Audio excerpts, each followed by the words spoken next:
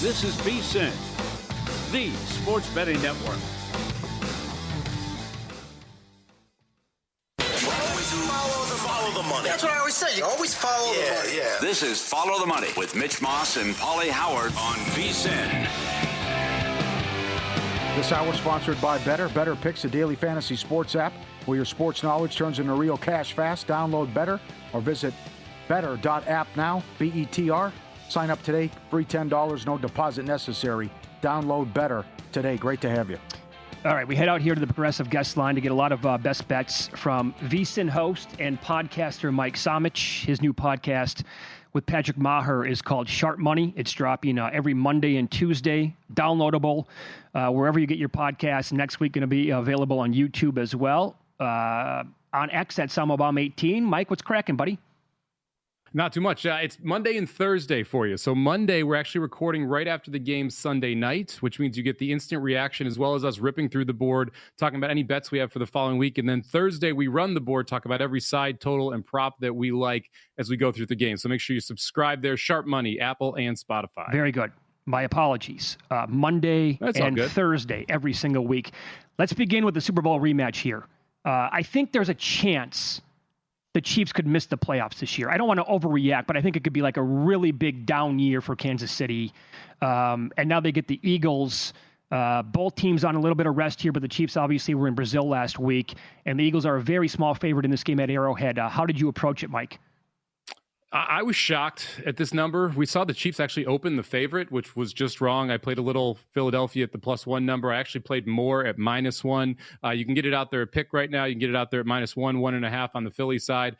This is an Eagles team. When I look back and I see what they were able to do against the Chiefs in the Super Bowl, defensively, they were able to rush with the front four. I don't think they have the same rush ability that you're going to see, but the rest of this defense is still good enough to be able to hold the current version of this Chiefs team down. We got no Rashee Rice. If Worthy plays, he's not going to be able to lift his hand over his head.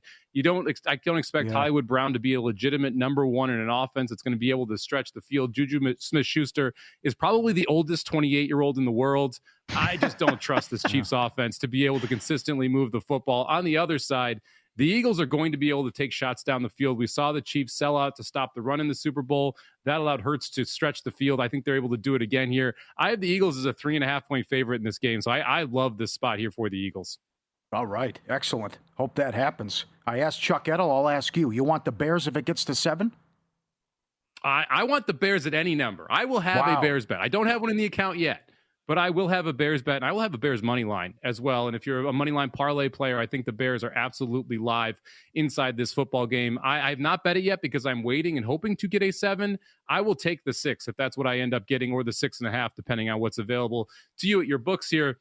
Look, I watched that Green Bay-Detroit game, and I love Green Bay. I drove the Green Bay bus out of Lambeau this summer when I put the Packers in the Super Bowl in our original guide, but I still thought this was an atrocious offensive line for the Detroit Lions. They were a top 5 unit last year. They'll be lucky to be a top 20 unit this year. Favorite stat of week 1, the Lions had -4 rush yards before contact. -4 rush yards before contact. This is a Chicago Bears defensive unit that actually is pretty good in the secondary. I think they're able to slow down the run. And Ben Johnson is equipped to be able to stop Jared Goff. He knows exactly what he does well, exactly what he does poorly, and also understands how to attack this defense. I think it's a great spot for the Bears. I'll take the 6, 6.5, 7, whatever the best numbers I can get, and I'll be sprinkling on the money line here. So you're definitely, obviously, with your last comment there, you're avoiding Lions and survivor pools altogether. Yeah, no thanks. I need to see. Look, people talk about what the Lions lost at the OC and the DC, and that's great. They're right. They also lost 5 or 6 other coaches underneath them, and they lost 2 big-time pieces on the offensive line. It's more than just the offensive coordinator and defensive coordinator. I need to see last year's version of the Lions before I'm willing to price them like last year's version of the Lions, and that's what they're currently priced like in the market. Broncos playing on the road against the Colts. How much stock do you really put into what Indy did? I mean, Miami looked like a below-average college team last week. They were completely unprepared to play the game. A players-only meeting after week 1 to get on the same page. Never heard of that in my entire life. So what do you make of this matchup? Who led that players-only meeting? Like, who's the veteran voice? Is it Tua that's talking to that team to really get them riled up? Is it Tyreek Hill who didn't get to be the captain? I'm a Dolphins fan, and I'm embarrassed that we had a players-only meeting. I'm not even sure who would inspire me talking in that. Look, this Colts team's interesting because I think one of the toughest parts about moving from week 1 to week 2 is that I hold myself to only upgrading or downgrading 3 total points in a game. So if I'm moving Miami down 3, I'm not moving the Colts up at all. If I'm moving Miami down 2, I could move the Colts up as much as 1. I thought this game should be at 3. When we saw the original open, you could get Colts plus 3. If it got to 3.5, I was probably going to be a Colts backer here. But with this sitting at 1, I think Denver is 100% the correct side. I think you're seeing too big of an overreaction to how Denver's offense played against Tennessee. I think you're seeing a too big of an overreaction to how the Colts did against Miami. So I like Denver quite a bit in this spot. I'll lay the point, take the road team here. How about some props now? Let's go to Josh Allen and the Bills if you think he's going to get it done on the ground and run a lot. Yeah, we talked about the defensive coordinator from Detroit taking off. That's Aaron Glenn. He is now in the New York Jets organization as the head coach. Detroit top 5 man defense last year. The Jets top 5 man defense week 1. Josh Allen, the best running quarterback against man defense. Let's take over 34.5 rush yards. All right. Makes a lot of sense. Devontae Adams over. Yeah, he wasn't talked about as much, but 19 of the 28 targets went to either Puka Nacua or Devontae Adams. Adams got 8 of those 19 targets. I expect he's going to consistently get 8 to 10 targets. We see Stafford feed these type of guys.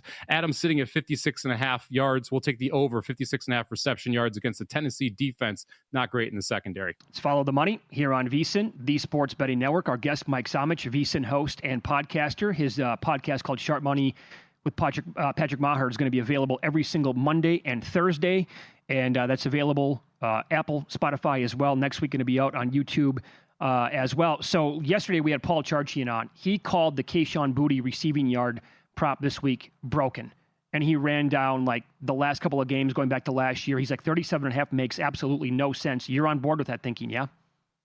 Yeah, he's dead on. This was one of those that I was kind of waiting to see what was going to be posted because you don't like everyone assumes Diggs is the number 1 wide receiver in New England, and he's not. I mean, if you just look at routes run, if you look at the specific 2 and 3 wide sets, he's simply not that guy. And so you dig through it and you're like, okay, who is that guy? Well, the answer is Kayshon Boutte. And if you look at last game's week 1, which is the best piece of data that we have right now, he ran 82% of the routes. He was the only wide receiver on the field in both 2 wide and 3 wide sets for this New England Patriots team. So now the question is, was it a fluke? Well, as you said, let's rewind back to last year. He's top 5 in the NFL in the last 4 games in wide receiving yards. Now, that's a little bit of a nutty stat because it's week 18 of last year, and that can be an odd week. It was against the backup Buffalo secondary. But what are we facing today? We are facing a secondary where it matters that Storm Duck is injured. Like this is atrocious secondary for Miami. You're going to be able to throw the football on them. I want to have some exposure to the Patriots. And when I look through who I want exposure to, it's the person who's running the most routes. It's really just as simple as that. That's Kayshon Boutte. He's sitting at 37.5. I will take the over there. I laddered him all the way up to 80 yards. I believe it's like plus 471 you can get on 80 yards. Let me make sure I got that right. I'm sorry, plus 376 that you can get on 80 yards. So I took him over 37.5, over 40, over 50, over 60, over 70, over 80, with just smaller units as we go up to try and get as much exposure to Kayshon Boutte as possible, because I do think he is absolutely ready to bust out against a very bad Miami secondary. Love it. Very good. Excellent. How about Monday Night Football doubleheader, the first game, Houston and Tampa? Play on the total and a prop, please. Hopefully everybody was listening last week because we talked about this total. It was at 46.5 for the Houston and Tampa game. It reopened at 44.5. It was down to 42.5 by the time Monday morning came around. Houston may be a generational under team at this point because you have a top, in my mind, 1 defense, but most people's top 5 defense in the NFL with the Houston Texans, and you've got a bottom 5 offensive line. So it makes it very difficult for them to be able to consistently move the football, and they are going to make it hard on any offense to move the football. You flip over, you look at the Bucs here. They're struggling on the offensive line. We're not going to see Wirfs. We're not going to see Godwin. They started practicing. There's 0% chance they play on Monday night. I think this is a game that's dominated by both these defenses. With the 42 total, there's 42.5s out there. There is still 21.5s in the first half market. I would play that first half market if I'm playing the under here. Hopefully everyone's got that 46.5 in their account. I would take the 21.5 first half under here. And on the under train, let's talk a little about Nick Chubb here. He's sitting at 51.5 rush yards. I love the under here. This is one of the best run-stop units with the Tampa Bay Buccaneers. Last week faced the Falcons, 12 carries, 24 yards for Bijan Robinson, 10 carries, 24 yards for Algier. If you look at the carry split last week in the Houston Texan backfield, they had 24 carries, only 13 of them went to Nick Chubb. He's getting a little over 50%. I think he is 100% going under this number against a very, very good run defense. And he has a weak offensive line blocking for him. So absolutely love Nick Chubb under 50.5, 51.5. There is a 51.5 out there if you want to go get it. In rush yards this weekend, I don't see a world where they're going to be able to successfully run the football with that offensive line against the run stop unit for Tampa. Great breakdown. Do you know who you're going to be on for Survivor here in week 2? I'm going to be on Arizona on the entries that were not on Arizona week 1. And then the question for me is, do I take the free square with Baltimore or do I take Dallas and keep Baltimore in the back pocket? You have to go 20-0.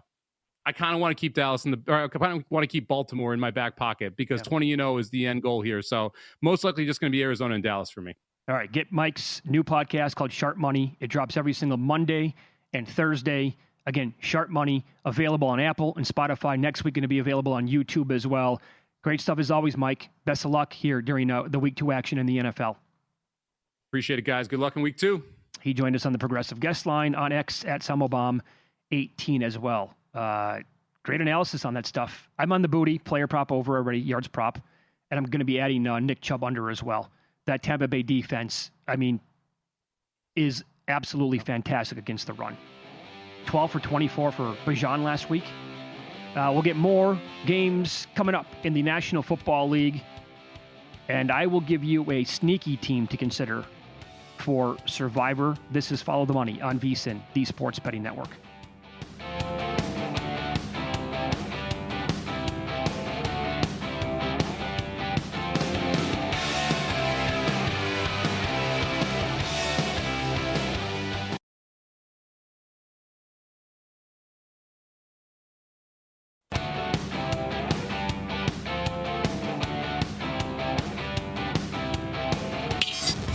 This is Follow the Money on VSiN.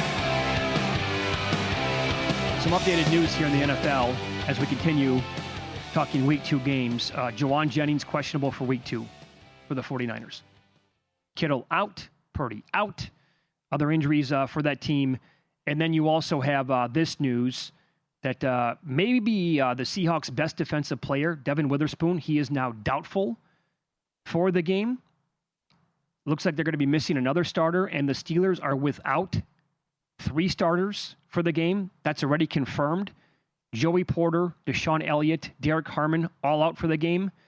And Alex Highsmith, who was a fly in the ointment last week to the Jets' offensive line, he was a Friday addition to the practice report, but he was limited due to an ankle injury.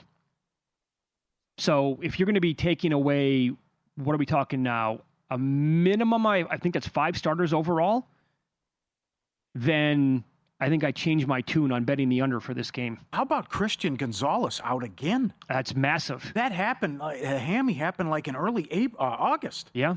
And he's still out. And they couldn't stop Geno Smith at all last week. Yeah, if Tua can't get it going this week with Hill and Waddle against that unit without their best defensive player in the secondary, massive alarms going off at that point. And Atlanta money. Down to 3.5. Harrison Smith is sick. Darrisaw's out again. And who else is out? I'm blanking. Someone else is out on the defense for the Vikings. So they're hit with the injuries, too. That's no good. I was considering them for a Survivor play. Oh, yeah? Absolute, the definition of a coaching mismatch. It's not even close. Yeah. And then Michael Penix on the road, week number 2. Mm-hmm. I didn't submit it yet. Vikings off a short week, and now the injury starting to mount up. We'll see. But here's a team that I'm on. I think I'm going to hit the submit button on at least one entry for tomorrow. In week 1, Trevor Lawrence at Pro Football Focus was the 25th graded passer overall. 5.7 yards per attempt. Passing EPA of 1.3. That was 19th. Completion percentage over expectation. 11th worst, minus 4.1. Joe Burrow, he wasn't great. 3rd lowest yards per attempt. It's a joke. Now, the passing EPA wasn't there. He only had a passing success rate of 50. That was tied for Tua for the 5th worst, but also compare the defenses. Myles Garrett was smothering him a lot of that game. and Trevor Lawrence was taking on Carolina, and I will argue that they still have maybe the worst defense in the entire league. This is the spot where the Bengals get healthy. And that win, I don't put much stock into it at all last week for Jacksonville. Concerns about the game. I would love this also if it was in October or November. But as would I. Zach Taylor. First team since 1995 to win a game with less than 10 yards in the second half. Well, they had no business. Honestly, let's be real here. That's 99% a loss. Yep. There's no way, no how they should have walked out of there with a win. Lawrence, bad road numbers. Good job by Golden, the first game, fixing the defense.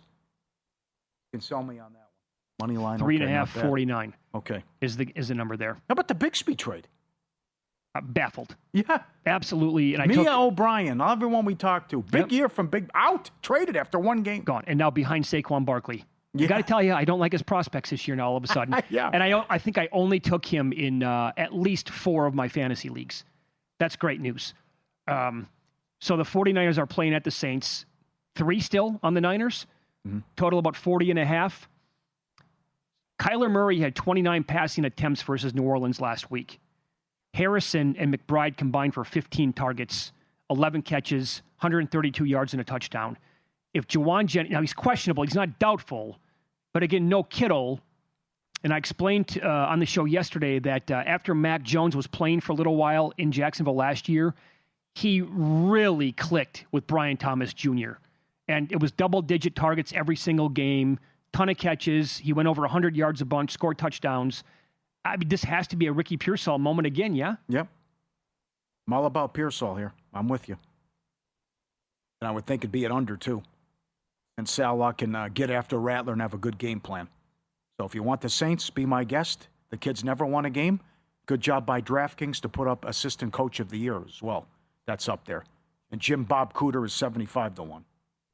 I think that's probably the highest number anywhere then, right? Yep. For that market? Yeah, and the numbers haven't been good without Jimmy or Purdy at quarterback for Shanahan. Yes, they've had times where they've moved the ball and success through the air, but it hasn't gone well ATS for Shanahan without either guy playing quarterback.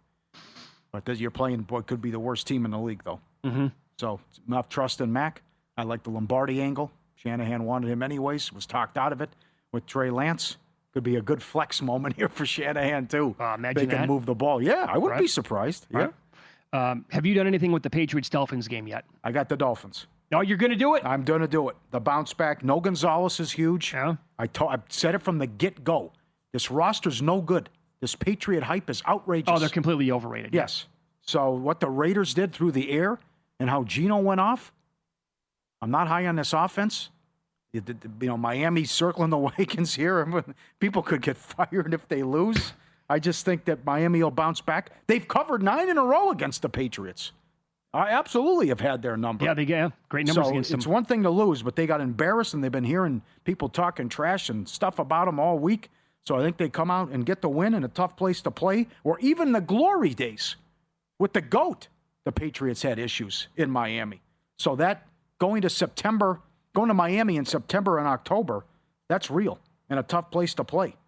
And if they fall behind, huge that Miami gets the lead. This is from Evan Abrams going back the last 3 years. When the Patriots are down a touchdown, at any point in the game, they're 3-30 straight up going back. Wow. So I think the Dolphins get it done here. And Tua's been solid at home as well. That 10 a.m. kickoff, he's 20-5 straight up. Oh, he's got good numbers at home overall in general. Yeah. Let me give you some player props to maybe consider. And I know that we've had a couple of guests on, including Mike Somich last segment, make the case for Kayshon Boutte to go over. I bet him over 37.5. But if you go back to last week, again, Danny Dimes and that Colts offense did whatever they wanted. I mean, the Miami defense is going to have many issues this year. So Tyler Warren, rookie tight end, immediately just popped watching that game. I'm like, oh my God, this guy is a player already. 9 targets, 7 catches, 76 yards. So for the Patriots last week, Hunter Henry got 8 targets, 4 catches, 66 yards. Boutte also had 8 targets, but had a much bigger game, 6 for 103. Henry is about 34.5. They had, no solution for Warren as a rookie tight end Yeah. I think maybe there's an angle here where Warren and Booty, Henry and Booty actually have pretty big games. And Tua on the flip side should also, like you said, he should be able to get it going and eat in this contest. Teams that lost by double digits in week 1 have responded by going 50, 29, and 3 ATS in week 2 over the last 13 years. That is 63%. Teams this week, Detroit, the Giants, Carolina, and this Miami team. And one more on Tua here. 25 and 8 straight up, 22 and 11 ATS in home games. Average line, Dolphins minus 3.5. And they're averaging 25 points per game in those. Here's another one, too. The Bills at the Jets. I have a couple of bets on this game. I took the Jets in the points. I took their team total over. Yes, agree. I'm not playing Buffalo in Survivor. Well, you can't do it. You can't, because let's go, what's ahead? I don't care if they win the game by 3 touchdowns. No, neither they do play I. Miami at home Thursday, then they play the Saints at home. Too valuable coming up. They got gashed on the ground against Baltimore. The Jets ran for 200 yards against Pittsburgh. They're going to slow down the Jets? Allen has 18 turnovers against the Jets' career as well. I don't think they're going to slow him down. He might have success through the air, too. And then Fields props. I said a little FOMO last week. I said I was going to be on this. Fields is plus 160 to score a touchdown. His rushing yards are 44.5, and his attempts are 10.5.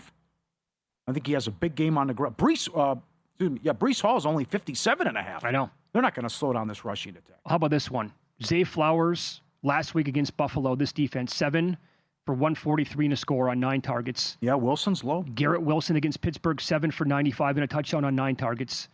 His receiving yards prop is 58.5. Yeah, I had that circled. I think Fields, this is going to turn into Fields looking at Wilson maybe too often, where it could actually damage him a little bit later on in the year because he's going to be his number one go-to guy by a mile. And I'm saying that because that could make it easier for defenses then. You know, sports, it's time to start getting paid for it. Better Picks, a daily fantasy sports app where your sports knowledge turns into real cash fast. Download the Better app, pick more or less on your favorite player's stats. Watch the action unfold. If your pick hits, you win. They've got an NFL kickoff new user offer and special. Sign up, get a free $10 and no deposit necessary. And when you do deposit, you get up to $200 in deposit bonuses. NBA, MLB, soccer, UFC, golf, and more. Always time to have fun and turn your sports knowledge into cash. Better's also giving you $40 for every friend you get or try to get to Better Picks. Head over to better.app, BETR, or download Better from the app or Google Play Store. Promo code VSiN for your free $10 and deposit today. Derek Stevens told us the Canelo Crawford boxing match tomorrow night should be the heaviest bet fight on record. We'll talk about it from a betting perspective with Raheem Palmer coming up next.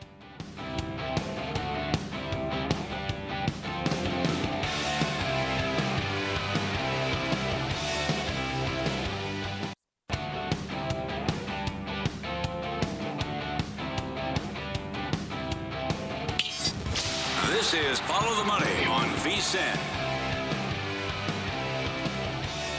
We have one of the biggest fights in Las Vegas in several years tomorrow night. It's on Netflix as Canelo takes on Crawford. And Derek Stevens told us earlier in the week this will go down as the heaviest bet fight of all time. I can't wait. I want to bet it. I have not yet. I have some concerns, and I hope maybe I can get some of those answered right now as we head out to the Progressive Guest Line as Raheem Palmer joins the show. Big boxing fan, loves betting on this sport as well, I think. He's a host of the Ringer Gambling Show. Raheem, thanks for the time today. How you doing, man? I'm doing great. It's just an exciting time. We got a big fight this weekend, so life is good. I want to run this by you first. I was reading a report today on the purse for this fight and how it is split. Do I have this right? Is Canelo set to make between 100 and 150 million on the fight? Meanwhile, Crawford's going to make 10 million? That's what I'm hearing as well. And I think the biggest thing is that Crawford is actually the only one who wanted this fight. So he had to give in a ton to Canelo because Canelo is looking at this fight like a lose-lose. I mean, you have a guy jumping up multiple weight classes to fight him. So Canelo sees it as like, if I lose this fight, I mean, if I win this fight, people aren't going to give me credit. And if I lose, I have everything to lose. This might be a dumb question, but it is boxing, so you got to tread lightly occasionally. Could that factor in, you think, to any decision? Oh, without a doubt. And my wager on this fight actually has everything to do with that. You look at the three judges for this fight, Ken Cheatham, Max DeLuca, and Steve Weisfield. If you look at Canelo, his history of fighting in Las Vegas, he's never gotten a bad decision. If you go back to his 2012 fight against Floyd Mayweather Jr., Floyd Mayweather boxed he pretty much won every round of that fight. And somehow C.J. Ross still decided that Canelo won that fight. Oh, Mayweather. Yeah. So Mayweather won with a split decision. And then if you go back to the Dimitri Bivol fight, he ended up winning 115, 113 on all the scorecards, even though he probably won, 8 or 9 rounds. That's a great call. Yeah. I remember that fight too, because I talked the ex into trying to get a $100,000 wire in for that after Megabucks, and I go, what fight are they watching?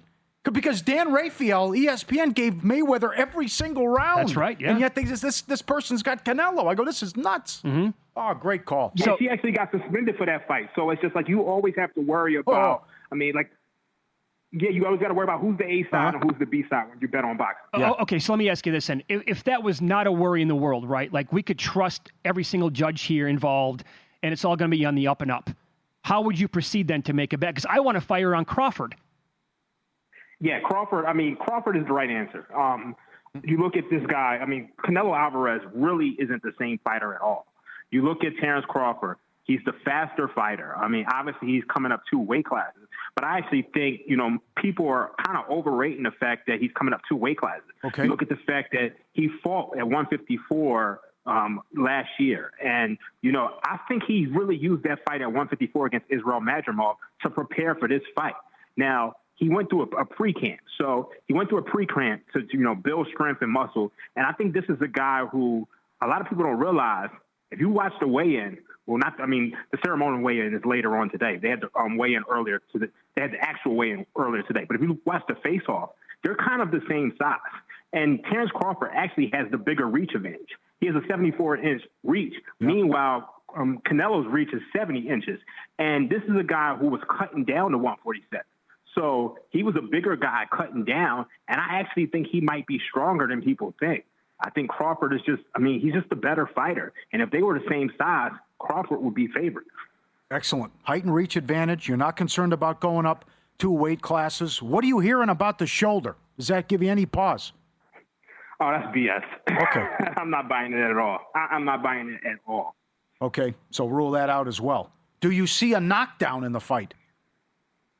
I think if the only way I see a knockdown is if Crawford can't take Canelo's power, because we know one thing about Canelo, we know he has an iron chin. He's been in there with GGG, and GGG's power didn't faze him. He's been in there with Kovalev. Kovalev's power didn't faze him. You have to go all the way back to when Canelo fought Jose Miguel Cotto, who was Miguel Cotto's older brother. That's the only time he's actually been hurt in a fight. So if Crawford can't take Canelo's power, he's the one who gets knocked down. But I'm having a hard time seeing a knockdown. And I think there's a reason why you're looking at minus 340, minus 350 for the fight to go to distance. Yeah. In fact, right now on the screen here, Raheem, we have over 10.5 rounds juiced at minus 475 to the over. There's no value on that, unfortunately, because I think that's the way that everybody would be playing it. Like, I don't see a world where Crawford knocks down Canelo. And I think, Crawford's defense can get a little leaky, but I think he knows that, hey, I gotta have some of the best defenses in my career, the same way he did when he fought Errol Spence. And I don't think he's going to be there to be hit. So I think this fight's going to go to distance. Okay, it's Follow the Money here on VSiN, the Sports Betting Network. Our guest, Raheem Palmer. We're talking about this massive fight tomorrow night out here in Las Vegas. Canelo Alvarez against Terrence Crawford. Raheem Palmer, our guest, host of the Ringer Gambling Show. So you think it's going to go to the distance then? And then, so how did you proceed to bet it then? What is your official bet so far on the fight? I'm taking the lottery ticket on the draw. I'm going to play some Crawford. I'm going to play some Crawford just because I feel like I want to be on the right side of history. But I think the play is the draw. 11-1. It was 16-1.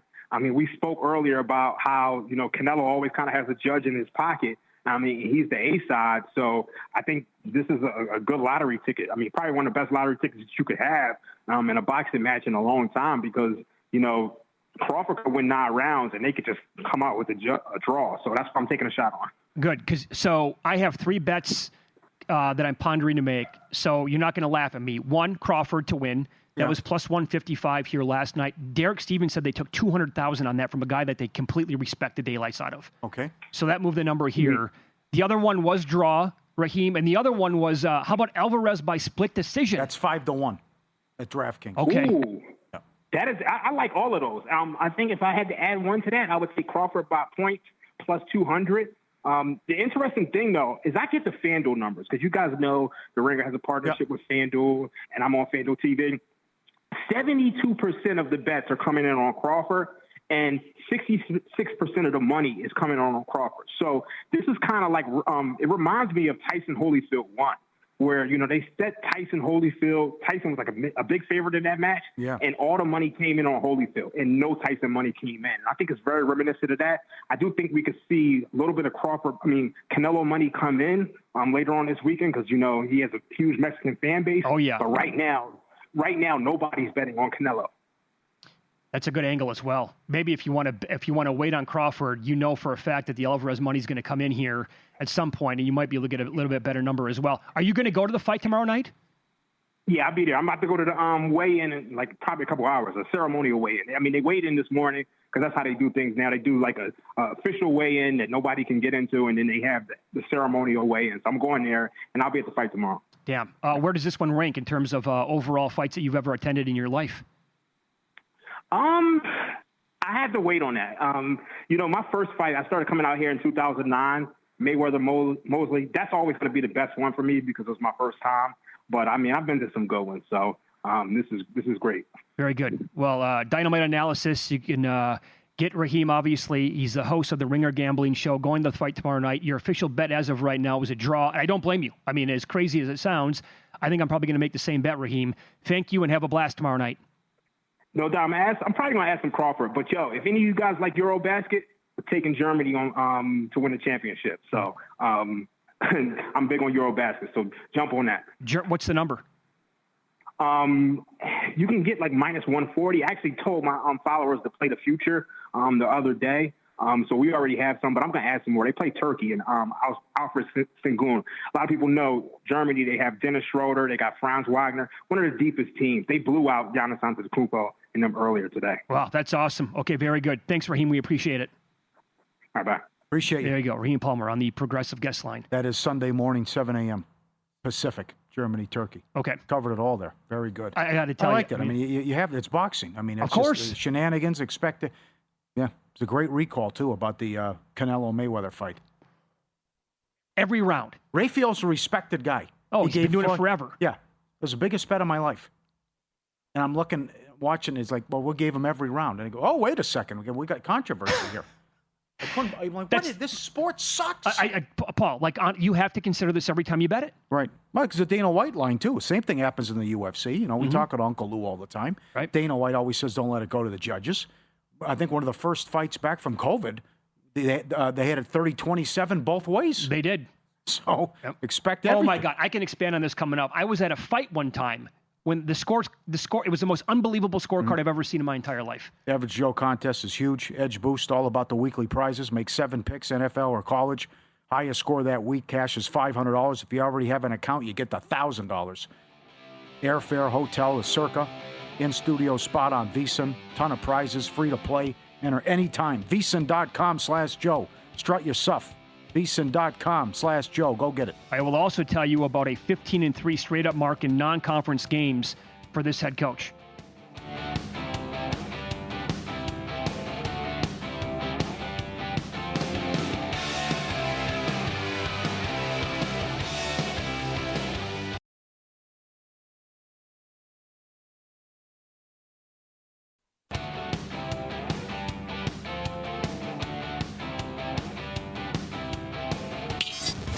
This is Follow the Money on VSiN. More NFL coming up in a second. Going back to our conversation moments ago with Raheem Palmer talking about the Canelo-Crawford fight tomorrow night here in Vegas. I referenced a fight that I went to longer back than I thought, but I'm on Google right now checking out the exact year. I have a guess? Go ahead. Was it a De La Hoya fight? It was not. Okay. It was May 8th, 2004. It was Manny Pacquiao versus Juan Manuel Marquez. Okay. Unbelievable fight. Someone got knocked down 3 times in the first round fight? That is correct. All right. I believe it was Pacquiao. Got knocked down, I believe, 3 times in the first round. The first judge, John Stewart, gave it to Pacquiao 115-110. The second judge, Guy Eustras, or maybe the J is silent here, he gave it 115-110 Marquez. I want you to think about that for a second. The third judge, Bert Clemente, had it a draw, 113 apiece.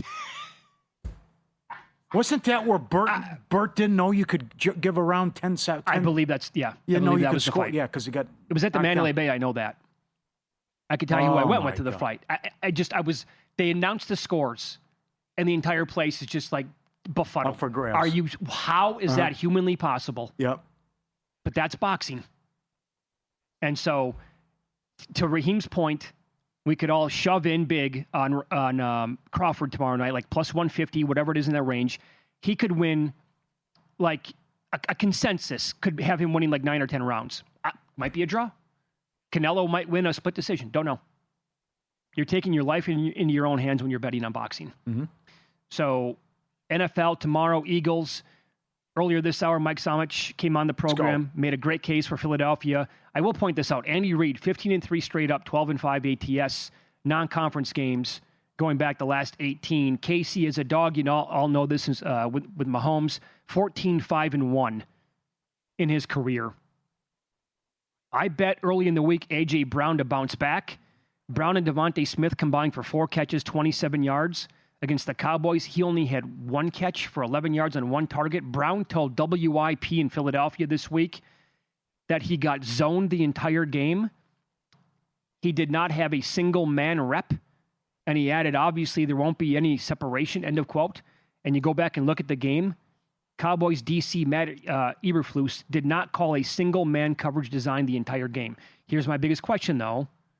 Is Eagles offensive coordinator, first-year guy, by the way, Kevin Patullo, capable of sitting there and going round for round with Steve Spagnuolo? I know. There was a lot of criticism about how his play calling and how the Eagles looked in that first game. Number one, with Eberflus, that's why I like Scatterbo receiving yards. They catch a lot of stuff out of the backfield. And he played so much zone in that game. Other one, yeah, I'm with you on A.J. Brown, but how about Hollywood Brown? He had 16 targets in the Brazil game. He's 4-1 to have 100 yards. His prop sitting in the 60s. How many targets is he going to get? Yeah. Worthy's out. Rice is suspended. You can't trust Smith-Schuster probably. Hit the long ball to Brown. But I think they're going to go after Adoree Jackson, who was burnt toast, and what Lamb and other guys. So Lamb and Pickens had 17 targets in the Week 1 game. And Jackson gave up over 100 yards and missed a couple tackles. They're going to be throwing, I think, all day against him, and they're going to target him. So Hollywood Brown numbers and props, you can ladder that. A.J. Brown to get back on track. But I'm going to sit this one out because I don't trust Patullo. Yeah, I think Brown's going to pop here. Now, what do we make of Kelsey? I thought that was a beautiful play. They saw something there to get him open on that long touchdown against the Chargers. But before that, he did nothing. They shut them down for 3 quarters. It was an excellent game plan. Absolutely. And I didn't think much of that defense. I know. But that's also on figuring it out, though, what Sal Pell told us on Wednesday about it's going to take time with Fangio. Right. And learn this. Because remember how they got off to a slow start last year. That performance in the Monday night game against Atlanta just gave the game away. Barkley had the drop, but also how soft they were on the coverage leading to the game-winning touchdown. So I could see the Chiefs moving the ball, believe it or not, and maybe winning a high-scoring game. Now, what if the Chiefs lose this game, drop to 0-2? I would love it. Oh, please. I'd love it. That'd be excellent. Get them out. Just miss the playoffs. Get them out of my life. If they lose the game, there's going to be some real talk about this team missing the playoffs. Because then it's going to go of the division, right. The division, how good like maybe a bunch of the teams are in the AFC, but also like that 0-2 mark that people still talk about when it happens, although it's a 17-game schedule now compared to 16 games. But it was essentially impossible to come back from an 0-2 start to make the playoffs. I think things are a little bit different now, but I'm also not really high on this team overall.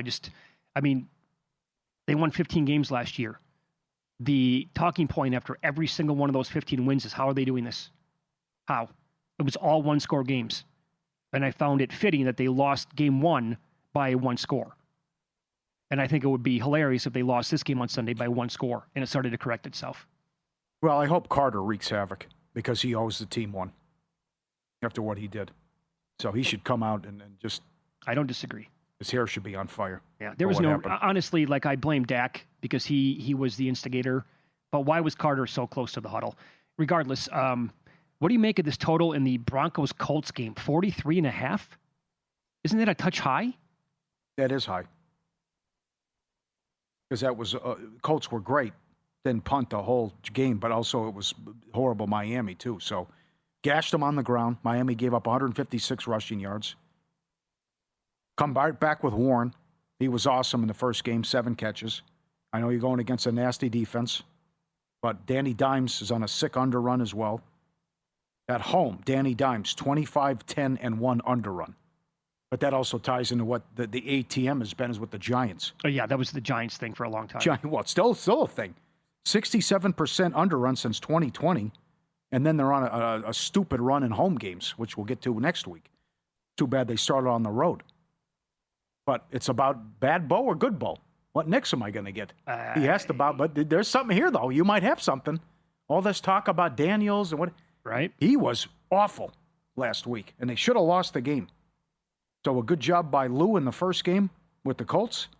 It's a new defensive coordinator. But I would think Peyton and Knicks have a better performance because Peyton also had some questionable calls in that game, what he did.